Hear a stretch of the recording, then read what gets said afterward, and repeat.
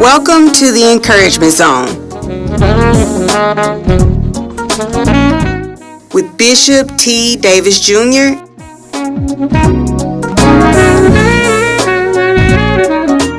where your dreams are revived.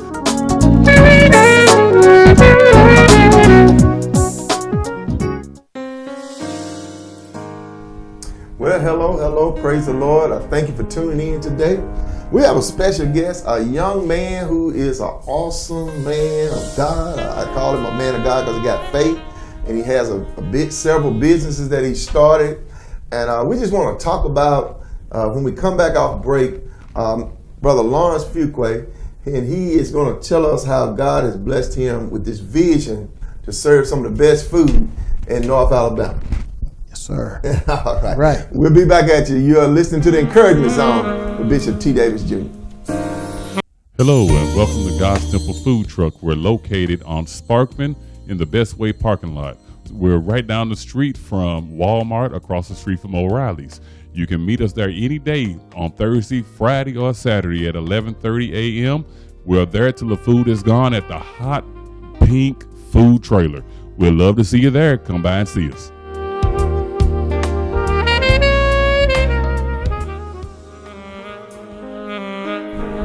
Well, what a privilege it is to have this special guest today, Mr. Fuqra. And first of all, before we get started, he's going to tell us about himself and how he got to be where he is today, and we'll go from there.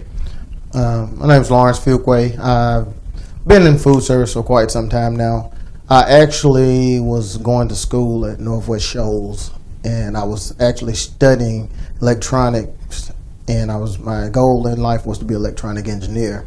And I got to working at the Holiday Inn in Decatur and met a lady named Donna Scarborough, and she kind of pushed me into management, and from there I ended up here, which I ran a lot of business for everybody else, so I decided why not try it for myself.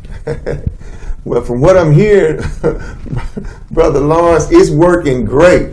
Yes, sir. Yes, sir. Yes, it is. We slowed down a little during COVID, but overall it's been a success. It has. When people start bragging about your food, and they hadn't even been to your restaurant, but they hearing it from others how good the food is, you know it must be good. So, but you were raised in Cortland or Town Creek? Lawrence County. Yeah, I'm originally from Lawrence County.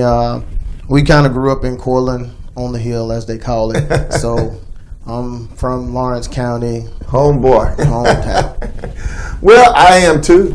And in fact, I know your mother, your father. He was in our minister's class here, so I know the family very well. And I have nothing but the utmost respect for you. Thank you.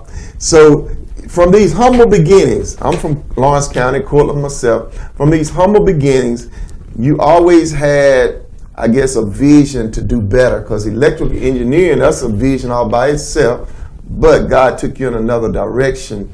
So tell me about your core values. What, if you were talking to somebody now that was your age, back when you were growing up, say 18, 16, what is something they need to do now to have their values in place that they can hear God for the vision of their life?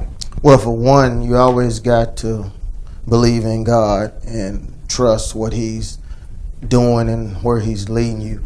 I've always wanted to be someone that a kid could look at and say, I want to be like him, because a lot of kids look up and you see people who are not doing the right things, and they got flashy cars and everything, but they didn't get it the right way. Right. So I've always wanted to just be that person. Like when I go to the schools and I talk to the kids and on career days and stuff like that, I just try to tell them, how I came. My mother and father, they raised us right. They kept us in church, and when we was little, we was on the front row every Sunday. I know about that. Amen. So that's one of your core values. Yes, sir. You just got to believe in what you doing and the talents that God have gave you and make them work for you. Well, I think you've done that very well. Now let's back up a little bit. Let's go back to your initial vision when you were get out of school was to be an electrical engineer. Am I right? Yes, sir. Now that's a great feat. You had to be good academically to even consider that. Yes, sir. So you got your homework. Yes, sir. But this lady, let's go back to this lady at Holiday Inn. Am I right? Yes, sir. Okay. And how other people can shape our lives, and if they do it the right way, it can help us to walk into our destiny. Yes, sir. So how did she persuade you to go in the direction of food service? Well, I started out and I was just an entry level banquet worker, and at the time she was the assistant general manager of the hotel, and she called me in her office one day and we sit down and we talked, and she was like, "You're really talented." She was like, she discussed my future plans of what I thought I wanted to do, and then she told me, she was like, "Well, you know, if you stick with what you're doing now because you're good at it, you can make the same amount of money doing this." And so she put me in management, and she kind of took me under her wings and kind of showed me the ropes and what to do. And I went from kind of like a little shift leader to pretty soon I was the assistant food and beverage director for the Holiday Inn. Wow. Up under her. Wow. And so even to this day now, we still stay in close contact, and she kind of looks at me like a son.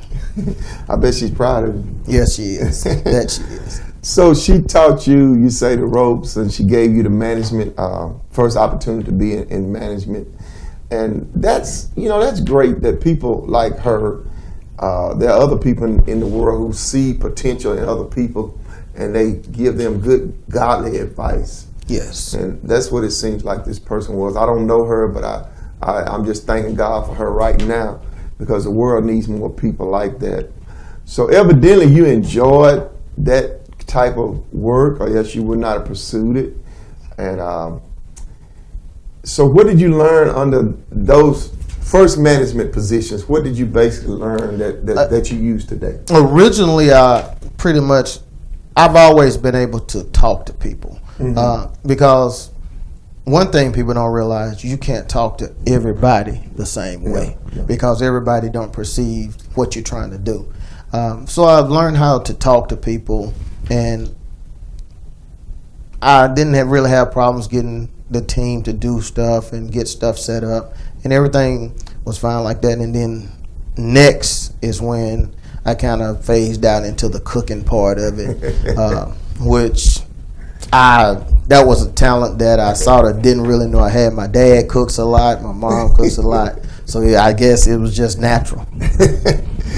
Well, you started cooking, I guess, at the Holiday Inn? Yes. Wow. Dipping and dabbing in the kitchen.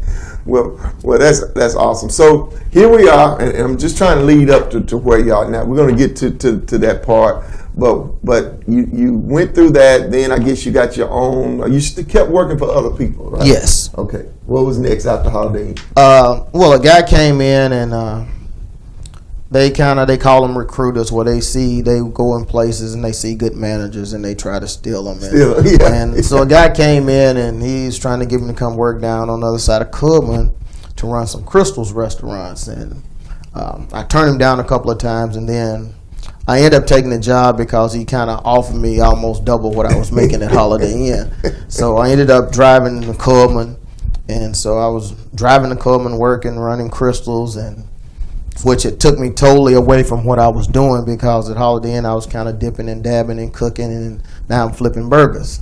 So I ended up at Crystals, and from Crystals I kind of was wanting to do my own thing, but I was a little afraid. And Donna, she comes back into the picture, because we always stayed in contact, and she was like, "Well, give it a try, because you never know." And so we found a little reasonable building in Hartselle that was it was small, just carry out. And I remember we was all there. We was getting ready for grand opening, and it was me, mom, dad, the whole family was there, and we cooked food. We was ready to go. Well, we opened the doors at 10 o'clock, and it seemed like everybody in town came. We was out of food at 1. Oh, man. That's a good problem to have. Yep, so from there, it's been kind of downhill from there. So it's been, I kind of learned how to just do things. And I was actually, with that restaurant, led to other opportunities. I was cooking one day and a guy came in. He was like, "Hey man, we got a plant coming in called Nucor Steel." He was like, "They need somebody for their cafeteria." He was like, "Well, actually, they need a cafeteria." And I was like, "Sir, I can't compete with those big companies like that because, they're going to want somebody coming in that's got a lot of financial backing." And he was like, "No, man." He was like, "I'm going to set you up an appointment. All I need you to do is pack a cooler full of food and meet me at the gate." So I did that. I met him at the gate, and we went in the conference room, and we sit down, and we gave everybody food, and they said they was going. We talked a little while. They ate. They said they'll make a decision and let me know. But by the time I left Decatur, driving back to Hartselle to my other restaurant, they called me and told me I had the cafeteria, and I was at Nucor Steel for about 10 years. Wow. Food must have been good. Yes, sir. Yeah. Well, we're going to take a light break here. We'll be back. We're going to talk about your cooking, how you got into the dishes of cooking, what's your best dish, and how it just escalated on and on. Amen. All right. We'll be back. This is the Encouragement Zone with Mr. Lawrence Fuqra. I am Lawrence Fuqra with Fuqra Southern Soul Food in Rogersville, Alabama. Address is 16125 Highway 72 in Rogersville. We're located in the Foodland Shopping Center. We're just a short drive out of Athens and a short drive out of the Shoals area. So stop in if you're looking for some good country cooking. And stop in, we'll be at 16125 Highway 72 in Rogersville. Our number is 256-607-7120. We look forward to seeing you. I am Lawrence Fuqra with Fuqra Southern Soul Food. Stop in and see us. Well, welcome back to the Encouragement Zone. We have a special guest, Mr. Lawrence Fuqra, with us. And when we went out, we were talking about you took a box or a cooler of food to Nucor Steel, and they ate it. And before you got where you were going, they called and gave you the contract. Now that must have been some good food. Yes, sir. Tell us about it. Well, the guy, when he told me, he's like, "Man, fix your best dishes." And so we did pot roast, and I remember we did some pinto beans, turnip greens, cornbread, and for desserts out there, we had took some banana pudding, and we took a peach cobbler. Yeah. And so those were pretty much when we was in Hartselle, was some of our hot items was the pot roast, and we sold a lot of pot roast. We sold a lot of banana pudding, and so that's what I took. He just told me took my best dish, and every time I run into him, I thank him for encouraging me to do that, because sometimes you look at things like, man, I ain't got money to do this. Sometimes it don't take money. Sometimes it take just knowing the right people and catching the right break. That's it. I like what TDJ say. You don't have to have, everybody don't have to like you, just the right person. Right. That's the like. Right. Yep. So pot roast and pinto beans, turnip greens, and banana pudding sounds real good. So after that, you just flowing with Nucor, and economy went down. Yeah, the economy went down. Well, before the economy, we had bought a restaurant down in Town Creek. Yeah, that's right. When I was little, we used to go to this little place and get cheeseburgers on the way from school. And so I said, man, if I ever get a chance, I'm going to buy that and try to have a restaurant in my hometown. Yeah. So we ended up getting that, and we was there, and we kind of did that for a little while. And when Champion left the area, it kind of slowed everything drastically down. So I ended up having to kind of close that down, even though we ended up buying it. We just use it. We just store stuff in there now, just restaurant equipment or just other things on the side. And so economy went bad, so we kind of I let Nucor, didn't renew my contract out there, and kind of got back into the workforce. I joined up with Arby's, and I my goal with Arby's was to work a few weeks and save up a couple of checks and get me a food truck shipped into Town Creek and try to revamp that. And I got to working for Arby's, and I looked up, and it was 15 years later, and I was still at Arby's. Oh man! So, and then from there, I still at the time I played drums for the church. I started helping my dad out at his church, and one Sunday afternoon we went out to eat after church, and we were sitting over in Rogersville at a restaurant eating, and the guy started locking up, and my dad said, "You're closing early?" He was like, "Man, this is it for me. I'm done." And so my dad's wife said, "This is a good spot for you." And the next morning we got up, made a few phone calls, and that's how we ended up in Rogersville. I wonder how you ended up in Rogersville. Okay, from Cortland, Decatur, Hartsville, Town Creek, Rogersville.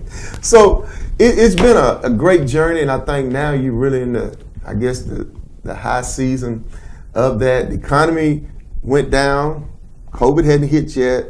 So now you're in Rogersville. You got your place. Yes, sir. Again. Yes, sir. And things are going good. Things was going good. Everything was fine. I had a nice crew. My dad, parents helped me, and then here comes COVID. Yeah. So yeah. nobody expected that. And now, in order to survive as a business with COVID, you really got to make some adjustments. Because with me being a buffet, that really hit me hard. Right. And so what we did, we kind of shut the buffet off, and we put a person back there, and we served for a little while, and that kind of didn't work. So then we went to just call in and take out. So we was running it out to the curb because I didn't have a drive-through. Right. So and then we kind of came up with other little clever things to improvise. For Mother's Day, we did like big dinner boxes for $100 where you could feed a family of 6. For the holidays, I do a lot of smoking, so we sold Boston butts and stuff like that to try to supplement the income. And I had a few little side catering jobs that kind of pushed us through, and the small businesses really didn't get a lot of the PPE money. That money seemed to have went everywhere else. Everywhere else. Yeah. So basically you had to, like you said, improvise to basically keep the doors open. Yes, sir. But you never did close down. We never closed. 2020, you never did close down. We never closed. The only thing we did do, we ended up, instead of being open Tuesday through Sunday, we started closing Monday, Tuesday, and Wednesday, and we was opening Thursdays through Sunday. I want the audience to hear this because most people that remained open had some type of drive-through. Yes. You know, I mean, that was the thing with COVID. You could drive through. You say you didn't have that. So I'm going to say God had to give you wisdom on how to keep your doors open. And that's what we've been doing here, Mr. Fuqra. We've been interviewing people on and off during this time that we got back on the air that they had small businesses, but they made it through 2020. Yes, sir. And they kept the doors open. God helped them keep the doors open, and now they're basically flourishing again. So that is awesome. Mother's Day, which we've been last May 2020, you had a $100 box, feed 6. Yeah. That's a pretty good deal. Yeah. Because when you go out to eat, sometimes my wife and I and my son, we spend over 100 depending on where you go. Right. And, my thing was, and when I was in Hartsville, I fed a lot of elderly people. And I know elderly people don't have a lot of money. A lot of them living off checks. So my prices are not sky high. I don't, I want to make money, but at the same time, I want to be reasonable. Right. And I can honestly say I probably am the cheapest restaurant around here. For instance, this past Mother's Day, like I said, when COVID hit, my very first Mother's Day there, it was standing room only. Wow. We had people waiting outside to get in, and then this past May. No, the May before COVID. Oh, you opened up in... I opened my opening date was December 2018. Oh, so you were already open. You had been established. Okay, Yeah. I got you. Before COVID. Yeah. So we had been up a year before COVID hit, and then COVID kind of hit us in that next year.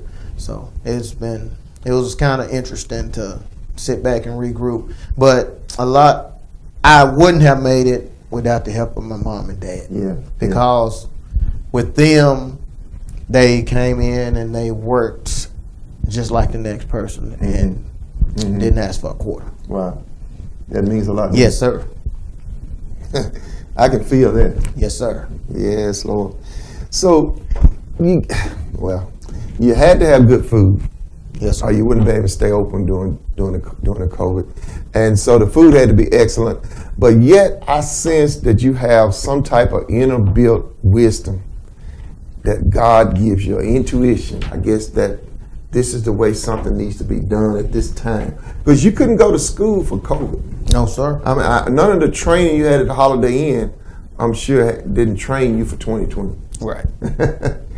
And that was a year that nobody would have came up with in the plans. No. But God, and I'm a pastor, and I do definitely believe that Lord would give you what you need, especially if you do right by people. Right. And I want to go back to what you said. You don't try to overcharge people. You look out for the elderly. And when you look out for the elderly, man, God will bless you. I just want you to hear that. Those who are listening, whether it's food or whatever, when you look out for the less fortunate, God will bring the blessings back to you. And so you did all of that. You made it through 2020. The quality of your food remained The same. Well, with the time we have left, and tell us about your dishes, where you're located, some of your specialties, your days. Because I hadn't gotten over there yet, but after this, I definitely plan to take my family.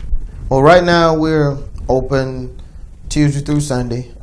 We're located on Highway 72, right inside of the shopping center where Food Land is. The actual address is 16125 Highway 72 in Rogersville. We have a buffet. We change it up daily. Fridays is always barbecue ribs and fried catfish. It's all you can eat. And the catch to it, it's only $9. Wait. Back up. All you can eat for $9? $9. $9. And how do you do it? God. you have to shop around for. I don't just take the first prices I get. I kind of shop around. My dad does a lot of running around bargaining. My mom. So I got a village of people that's surrounding me that helps. And like I say, my family does a lot of help. My sisters, my niece, they're always there. And, I don't have a lot of people that I have to pay because they kind of they enjoy it because we giving back. And so if I said, here $100, yeah, just take it. It's like I done gave them 300. So, I mean, it's just, we enjoy the people. We got a lot of regulars, and, it's just a good feeling to be able to give people something, and just knowing that, they can leave blessed. We have a lot of ministers come through. A lot of people come to my dad. If you walk in, he's got a table in the middle of the restaurant. He's sitting there with his Bible. Ministers come in, sit down. You never know the next thing they're having church. Well, it's a good day to catch your dad there. He's there every day. He's there every day. We need to have a conversation. Don't break some bread, man. Yes, sir. But man, I didn't know that. I'm into a lot of buffets. I guess you can look at me and tell that. But $9 and a drink. I mean, you're looking at $10 maybe. The drink's not included. I think with the drink is like $12. Yeah, well, $12 for a buffet, all you can eat. I mean, you can't beat that. No, because McDonald's, a burger and fries, a drink costs you $9. You can spend $10 at McDonald's just like that. Now watch this. You got to know how to buy. You got to know how to buy. That's part of business. You got to know your food's got to be good and fresh. I mean, what you learned that over the years, I guess. Yeah, over the years, how cooking. To buy, how to buy. A big part of restaurant is labor cost. And like I say, we're a family restaurant, so my mom's there a lot, my dad's there a lot. When I'm not there, they're running it. My niece, she handles all Facebook stuff and coming up with little clever ideas to market stuff. Then I have my other sister. She make sure we stay in uniform with different shirts and trying to handle catering. So you do catering? Yeah, we do catering. We do weddings. We do picnics. We do pretty much everything. Well, okay, I cut you off when you said $9. That just got my attention. So let's get back to the $9 and the menu and location and days. All right. And everything. Okay. So we also have a menu. We sell steaks. Oh, We probably got. You can get steaks every day. We have a menu that you come in. Ribeyes. What you say, man? And I have a great ribeye. We used aged Angus beef, and it's probably one of the most tender steaks you eat. We sell a lot of steaks. You got me thinking about what day I'm gonna come down there. Keep going. We along with the buffet, we have desserts. We have salad bar also, and all that's included. So you get the hot bar, you get the salad bar, and you get desserts. And we have TVs in, and like I said, it's just a cozy family atmosphere. Where you can just come, sit back, relax, and enjoy a good meal. So here we are, and we're gonna get your information on the screen, address, days you're open, and everything, and we want the people to go check you out. I don't think you'll be disappointed. We're going to continue to promote you because I think it's great how God brought you through 2020 and brought you to the place you are now, and how you give back. Because a lot of people, they're just greedy. They're greedy. They don't want to give back. But I sense that that's not you. Yes, sir. And you will always be successful. You will. With the attitude you have, you will always be successful. So tell us about the catering, because that was part of it that I didn't know about, how you operate that, and I guess the number will be on the screen too. With the catering, if you just kind of give us a phone call and kind of tell us what you want, how many people you're trying to feed.